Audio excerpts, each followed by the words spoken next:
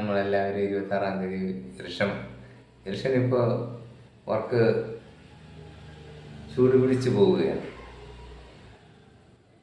നമ്മൾ 26-ാം തീയതി വോട്ട് ചെയ്യാനും പോകുന്നു. വോട്ട് ചെയ്യാൻ പോകുമ്പോൾ നമുക്ക് ഇഷ്ടപ്പെട്ട ഒരു സ്ഥാനാർത്ഥിയെ നമ്മൾ വോട്ട് ചെയ്യും. അതല്ലോ അതല്ല തന്നെ ഉള്ളൂ. രണ്ടാമത് കഴിഞ്ഞ കാലത്തെക്കുറിച്ച് നോക്കുകയാണ്. കഴിഞ്ഞ ഇതേപോലെ നമ്മൾ പോയി വോട്ടിടുകയും അവർ സ്ഥാനാർത്ഥികൾ ജയിക്കുകയും ചെയ്ത് കണ്ട് ജയിച്ച സ്ഥാനാർത്ഥി ഞാൻ ഒരിക്കലും തെറ്റ് പറയുന്നില്ല. രണ്ടാമത് നമ്മൾ ഭരണപക്ഷമാണ് നോക്കേണ്ടത്. MP MLA എന്നൊന്നും പറഞ്ഞിട്ട് കാര്യമില്ല. MP MLA എന്ത് പിഴച്ചു? നമ്മളിവിടുത്തെ ഒരു MLA ഇത് മുഖ്യമന്ത്രി പറയുന്ന ചെറുതിലേ നിൽക്കാൻ പറ്റുള്ളൂ. അതേപോലെ തന്നെ ഇവിടെ നിന്ന് ജയിച്ചു പോകുന്ന ഒരു MP കേന്ദ്രമന്ത്രി പറയുന്നത് അനുസരിച്ച് നിൽക്കാൻ പറ്റുള്ളൂ. അപ്പോൾ അതുകൊണ്ട് MP ഒന്നും പറയാൻ പറ്റില്ല. MP മന്ത്രിയാണ് എങ്കിൽ MP ആ മന്ത്രിയെ നമുക്ക് കുറ്റപ്പെടുത്താം, ആ കാര്യങ്ങളോട്ട് വരാം. പക്ഷേ കഴിഞ്ഞ തോതിൽ നോക്കുകയാണെങ്കിൽ കാരണം ഗ്യാസ്, മണ്ണെണ്ണ, പെട്രോള്, ഡീസൽ എല്ലാം വില വർധനമാണ്. അതുപോയിട്ട് എന്താ പറയുക, പാവപ്പെട്ട ജനങ്ങൾക്ക് എന്തെങ്കിലും ഒരു തൊഴിൽ നൽകാത്തത് പറഞ്ഞു. തൊഴിൽ നൽകണം. കാരണം കേന്ദ്ര സർക്കാരിൻ്റെ സ്കീമുണ്ടല്ലോ തൊഴിൽ. കാരണം ആ കേന്ദ്ര സർക്കാരിൻ്റെ തൊഴിലില്ലായ്മ വേതനം പോലും തടസ്സപ്പെട്ടിരിക്കുകയാണ്. തൊഴിലില്ലായ്മ വേതനത്തിൽ നിന്നെങ്കിലും ഈ പാവപ്പെട്ട ജനതയായ പിള്ളേർക്ക് 10ാം ക്ലാസ് മുതൽ +1, +2, ഡിഗ്രി ഇങ്ങനെ പഠിക്കുന്ന പിള്ളേർക്കൊക്കെ തൊഴിൽ നൽകുന്നില്ല. തൊഴിലില്ലാത്ത പാവപ്പെട്ട ജനങ്ങൾ, എത്രയോ ജനങ്ങൾ പിള്ളേർ ഇവിടെ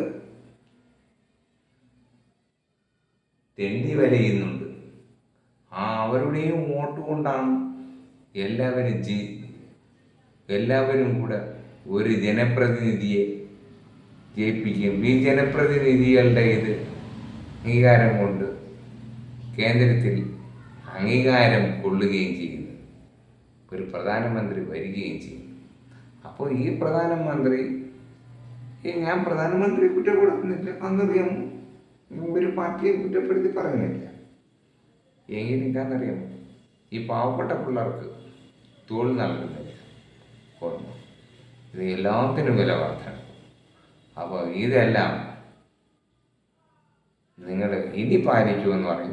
ഇത്രയും വർഷം വരെ പാലിക്കുമെന്ന് നമ്മൾ കരുതിയിരുന്നു. ഇനി പാലിക്കുമെന്ന് എന്താണൊരു എഗ്രിമെൻ്റ്, എന്താണൊരു നിങ്ങളുടെ ഒരു ഇപ്പോൾ പല കാര്യങ്ങളും കൂടെ ഞാൻ വായിച്ചു നോക്കി. പാവപ്പെട്ട പിള്ളേർക്ക്, വിദ്യാഭ്യാസം ചെയ്തു വരുന്ന പാവപ്പെട്ട പിള്ളേർക്ക് ഒരു തൊഴിലില്ലായ്മ വേതനം വഴി എങ്കിലോ ഏതെങ്കിലും വഴിയിലോ ഒരു തൊഴിൽ നൽകാമെന്നുള്ള ഒരു വാക്കുമില്ല. അവരെ വിജയിപ്പിക്കണം. നേരത്തെ ചെയ്ത എന്തൊക്കെ ചെയ്ത റോഡ് ചെയ്തിട്ടുണ്ട്, മാങ്ങ ചെയ്തിട്ടുണ്ട്, തേങ്ങ ചെയ്തിട്ടുണ്ട്, അത് ചെയ്തിട്ടുണ്ട്, ഇത് പണ്ടൊരു വഴുതലുണ്ട്, മയിൽ പോയാൽ പൂ പാളിഷൻ, ഇങ്ങനെയൊക്കെയാണ്. എന്നിരുന്നാലും പണ്ട് അല്ലാതെയും പറഞ്ഞിട്ടുണ്ട്, യാതപ്പം വന്നാലും അമ്മയ്ക്ക് കിടക്ക പുറത്തിയില്ല, ഇതേപോലെയൊക്കെയുള്ള കണ്ടീഷനാണ്.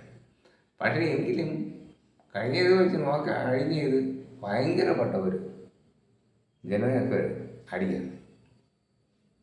ഇനിയെങ്കിലും ജനങ്ങളായ നമ്മൾ മണ്ടന്മാരാകാതെ വോട്ടിടുന്നത് സൂക്ഷിച്ച് വോട്ടിടുകയും നല്ലൊരു ഭരണപക്ഷത്തെ വിജയിപ്പിച്ച് കേന്ദ്രമന്ത്രി ആക്കുകയും ചെയ്യുക.